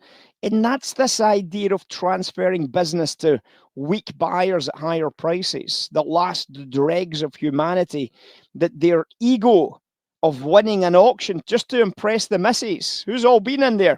I know I have. Ego's taken over, and I've ended up paying a ridiculous amount of money for something that's a load of shit. We've all been there. If you've been in a corporate auction before, you want to be Billy Big Boss, don't you? Aye. Girls don't have the same problem. They don't need to prove to their peers as much as these diddies in the guys' side do. And I'm one of them. I want to be the guy that wins the auction. How dare that guy try and win the auction? I'll show them.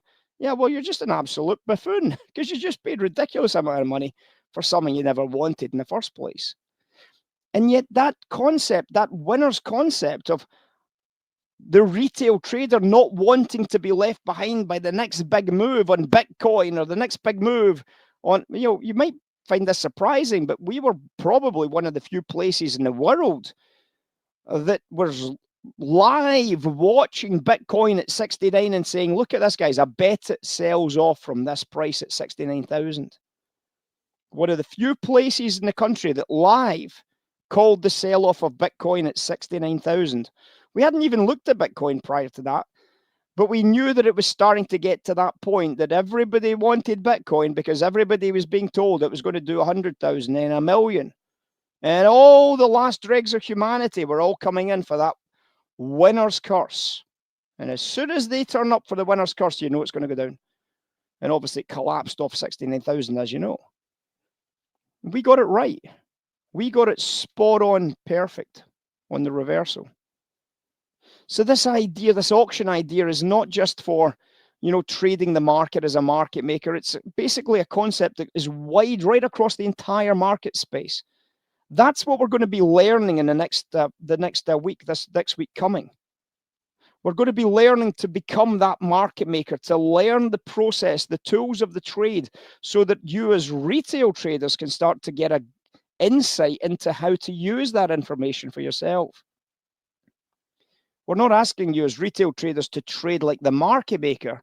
What we're asking you is to start recognizing the market maker's footprint so that when you decide to trade, you now know exactly what the market maker is doing in exactly every single occasion so that you can take advantage when it's time to step into the marketplace.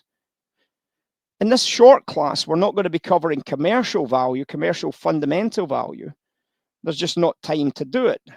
It's a big, big class. There's a lot of things to do in that. But in this class, we're going to be covering market makers. In other words, we're going to be covering order flow. So when we come to summarize, and we promised we would try to keep this to an hour, so we'll do that. It's already an hour and a half. So when we come to summarize the process, market maker, their informed trading is based on order flow. Commercials is based on fundamentals. And when we talk about fundamentals, everything in the commercial space is based on value. In retail, and I'm talking about retail, I'm not just talking about the guy with his computer at the coffee shop. We're talking about small banks, small prop desks, small funds, some of these smaller operators. These are all classed into the retail space. Then a lot of this stuff is based on technicals. Technicals. So obviously we've also got another group of people, which is obviously the big speculators, the advanced speculators, and their information is based on technicals and order flow and a bit of value. So you've got these HFTs that trade order flow, value, and technicals, but obviously that just takes in all of these elements as well. So when we talk about HFT trades, of course, there is an element of tech in it. There's an element of fundamentals in it, and there's an element of order flow, of course, because they're momentum traders. So they take all three elements and put it into one package. And again, this classroom that we're coming up is not specifically dealing with that. It's dealing specifically with the market maker and that order flow sequence inside of a structural framework so that we can understand where retail is against market makers. Retail versus the market maker. The market maker is going to win that battle more often than not. So is it not an idea, just for a change, is it not an idea to figure this out? So when I started today's classroom, I started by saying that Anybody that comes into a webinar with an open mind, and there's always some idiots that come in think they know everything, or they're so bitter because they've lost all the money in the markets trying to figure this out, and how does anybody else know anything else about anything about the marketplace? But for everybody else that isn't an idiot, then of course there's a genuine hope that comes with every webinar. There's a genuine hope that you maybe hear something that's maybe a little bit different. There's a genuine hope that perhaps something takes place on the right-hand edge of a chart, which we just did, that shows a different way of thinking about the marketplace, a real professional way of thinking about the marketplace. Hopefully, with the small but limited market makers exercise that we did, that we showed that there's a different way to really understand the markets, a way to understand everything that happens in the markets on any time or any place without cherry picking a specific market or a specific day, or just screenshotting things that happened before but can't happen on the right-hand edge. A real hope that comes with this webinar that maybe, just maybe, 2024 is where you make a step forward, where you start trusting yourself and you stop trusting algorithms. You stop trusting systematic setups entirely with your entire wealth. You start trusting yourself to see what the auction has for you. You start trusting your ability to compete as a floor trader. Somebody that doesn't need stochastics, somebody that doesn't need indicators, somebody that doesn't need technically even charts, somebody that just needs to understand the reality, the truth of the marketplace. Where is price? Is it premiumed? Is it discounted? Or is it fair value? Where did price come from? Did it come from a major commercial sell at the top edge, or a major commercial sell at the buy at a bottom edge? And where is price going to be going to? Where are they going to go for liquidity? How fast are they getting there? How is this auction dictating what I should be doing next? By the end of the classroom on Friday night, you should have answers to those questions. By Friday night's close in this classroom coming up, you should at least have those breakthroughs in terms of the auction process that hopefully you've never seen before. Realistically, this class should be several $1,000s. But we don't do the waffle. We don't give you massive amounts of screenshots. We put you on the floor and we get you going. We put you on the floor, we get you away from these indicators, these charts, and we get you on the floor and we get you bidding and offering for stuff. That's what the 3 days that we're going to be doing is going to be all about, and trying to figure out ways to inform that trading process. If we can succeed, of course, something dramatic will happen. You'll start seeing things from the market maker's viewpoint. And the market maker is your biggest opponent. So if you can see it from their viewpoint, you can start taking advantage of the information that you're getting from the market making process. Adding into the right question is what it's all about. If you add the right or the wrong solution to the wrong question, you'll still get the wrong answer.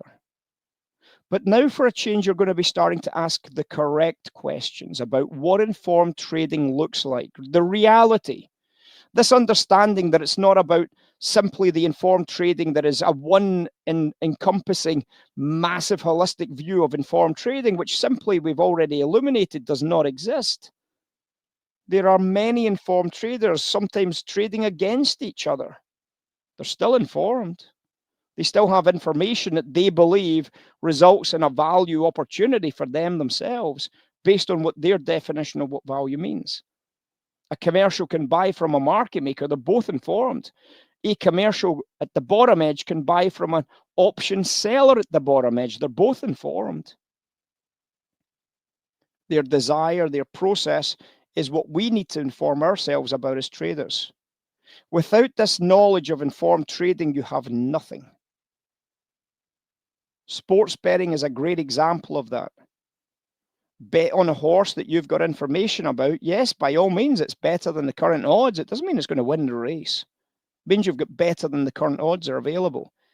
If you play this long enough and consistently enough, you will make money, of course, if you can always beat the odds. If you can always beat the odds, you will make consistent money. Unfortunately, the most informed trader in that business is the bookmaker.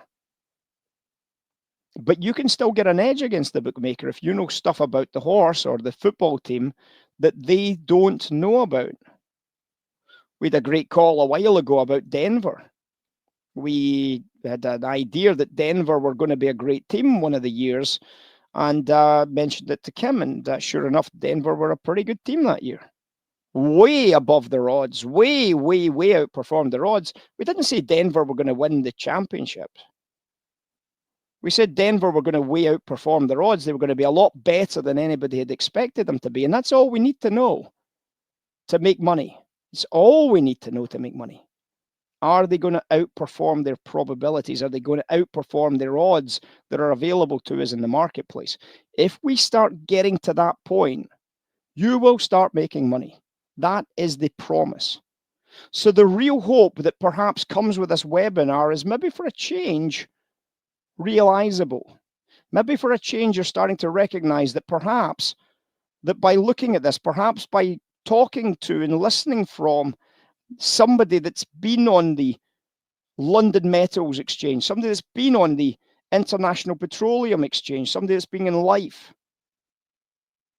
in London for 40 years, perhaps there's something in this process that makes some sense to you. And if that is the case, we look forward to welcoming you into the classroom tomorrow. And when we get started, it's not going to be easy. We're not claiming it is. You will be on the floor of the exchange and you will be working really hard for your dollar. You'll have to try and understand a lot of stuff very quickly. We don't take prisoners. We don't hang around for people to catch up. We just rock on. You've got to run with it. You've got to go with it. You've got to be ready to put in some hard graft. It's not going to be easy. But if you're up for a bit of a challenge and you want to know how the market makers play and you want to do it and practice it and understand it, welcome in tomorrow night. We'll get started on it. I'm going to leave it at that for the time being, guys. I hope there was something of interest today. If not, I've obviously missed my opportunity, and that's just okay with me. Unfortunately, we would like to try and obviously get everybody to understand this, but if you've got anything from this webinar, at least that's a good starting point. At least you've done the market makers exercise, and if you do nothing else, go away and practice that. Think about what you find and what you see. And if you then realize that this really is the reality of the markets, and you can start to recognize that by practicing that exercise that you start to see breakthroughs, we have actually served my purpose in this exercise of showing you something that perhaps you haven't really thought about before. The breakthrough won't come from me telling you about it. The breakthrough will come from you doing and seeing and feeling that that's what you should be doing in that place. The idea that you're really feeling good about adding that extra 2 contracts at the bottom edge, or you're really not wanting to add an extra 2 contracts and you're desperate to simply mitigate the risk on the break-even trade, that's what you're going to start feeling. Well, if that's what you're starting to feel, you're going to start being able to trade those ideas in real time, not on every candle, but when the candle is right for you. Read that fast and slow auction, read the auction process and see what you get from it. So I'll pass it back to Kim. I'll finish off at that. I hope, as I said, there was something of interest, and I look forward to seeing some of you guys tomorrow night. I'm going to say adios amigos and ciao for now, guys. Like Kim. Thank you so much, Ray. And yes, Ray did tell me that Denver was going to finish so much better. And I'm like, Denver? You have Denver? We just, as a Thunder fan, we had just knocked them off. They didn't even make the playoffs. And he was talking about Denver. And I said, the West is so stacked. What are you even talking about? Sure enough, that next year they finished second, mind you, in the standings in the West. And let's see, the other time that he told me, talk about informed, is he let me know that Kevin Durant was leaving my Thunder ahead of time. I cried. Yes. So Ray knows a bit. So if you're thinking about coming in and joining us, there's even a whole lot more than just the markets. We got the horses. We've got sports. We've got cooking. We've got it all. But anyway, if you'd like to do what we're doing, come and join us tomorrow. We're going to get started the next 3 days. And actually, it'll be 4 because day 3, which will be our technical session, and you'll see why when we talk about indicators, why Ray has all of our traders, all of our groups looking at things in a much different um, way, because an indicator, he doesn't believe an indicator should know something you don't. It should be just the opposite. So, guys, while we're getting this set up, I'm going to go ahead and put the page up so that you can come in and get signed up. Many of you guys got signed up the other day, and I want to thank you guys for that. We appreciate it. It's going to be a great class. So if you're already signed up, we will be sending you your login for tomorrow. Do make sure to send things to a friend. Traders don't let traders miss out on something good. I mean, right? That's what I've got to say. Let's see here.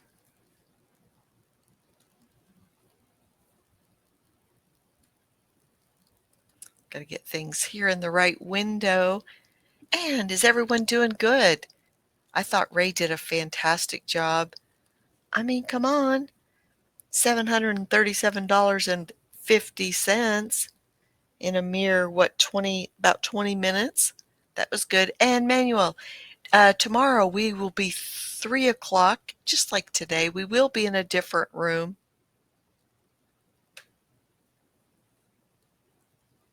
And Dwayne, yes, we are recording this. Absolutely. And we will be, for those of you asking, I've had a number of you reach out and say, hey, I won't be able to be there during the live session. Will this be recorded?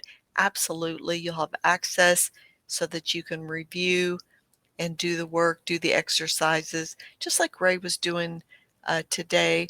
And John, you are exactly right. It was Our Thunder that we're talking about. And Our Thunder, they're doing a little better this year, right? Ray didn't reach out and tell me, give me the heads up on that one, but hey ho, they are doing much better.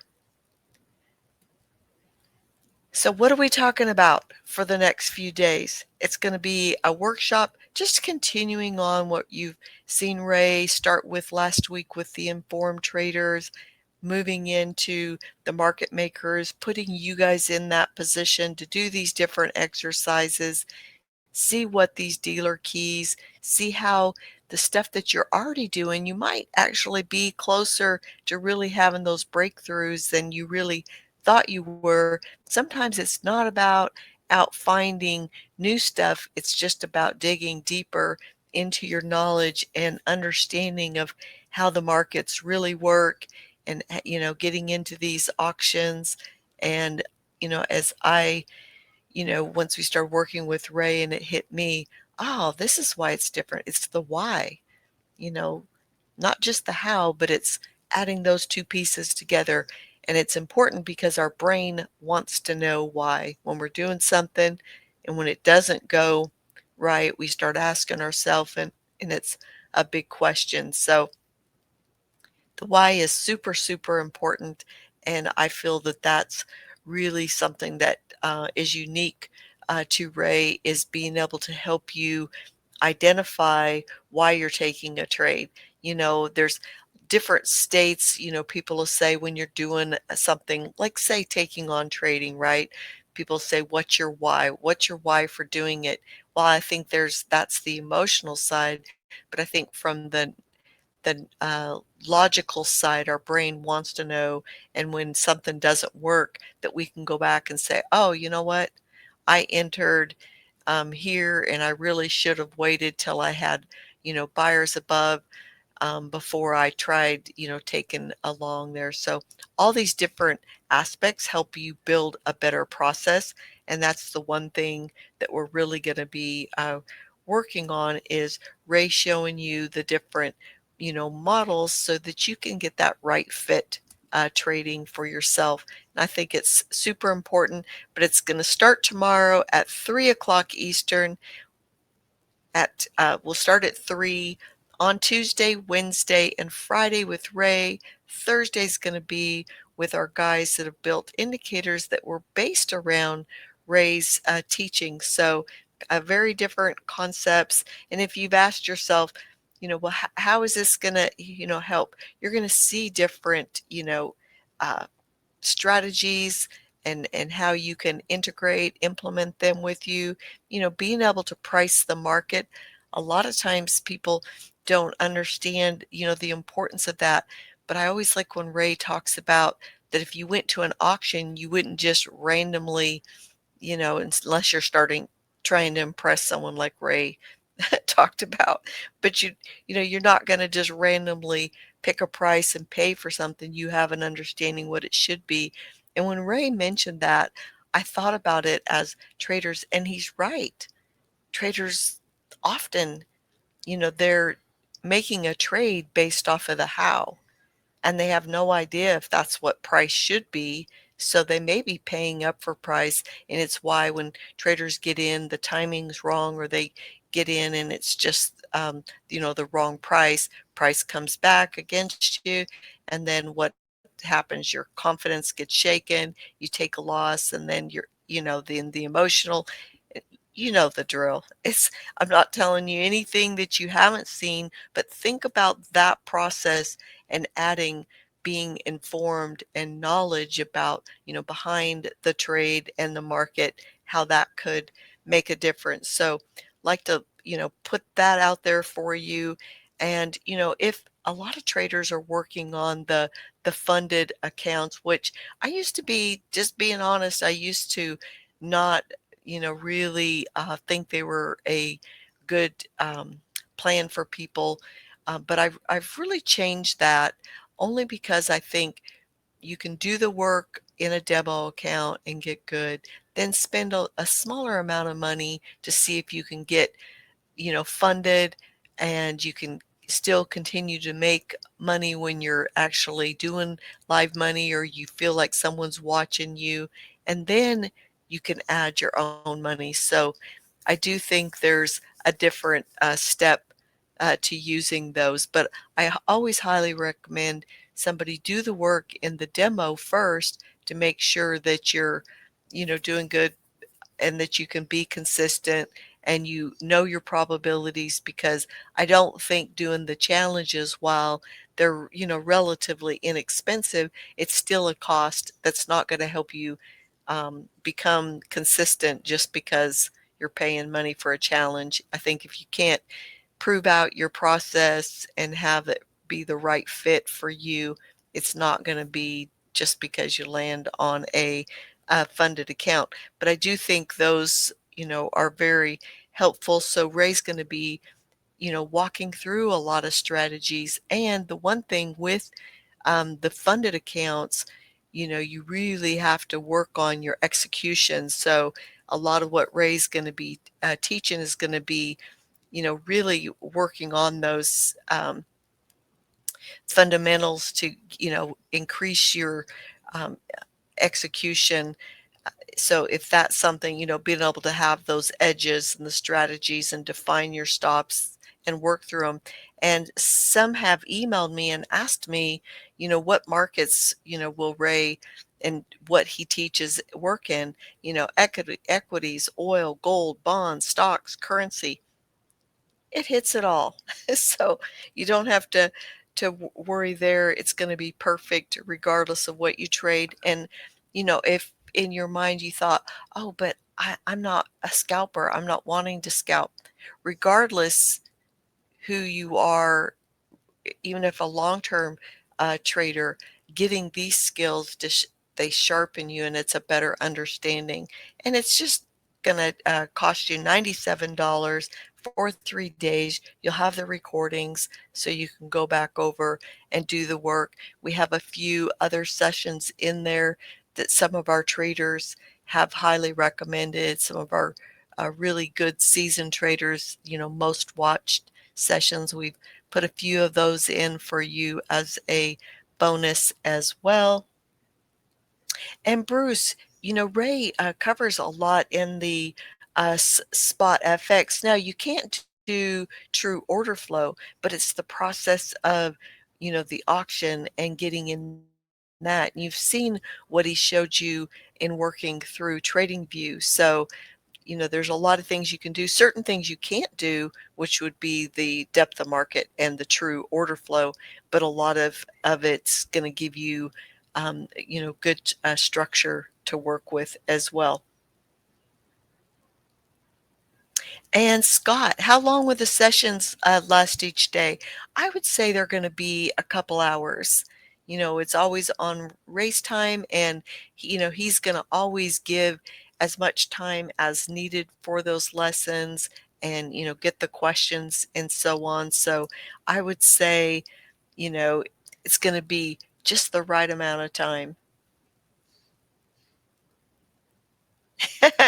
And Bruce, do you get a discount? No. The discount is the $97. That's as good a discount as we have. How about that? But we hope you'll come and join us. It is going to start tomorrow. We've got 3 days with Ray getting to be live in the markets. I think that's going to be a really big bonus.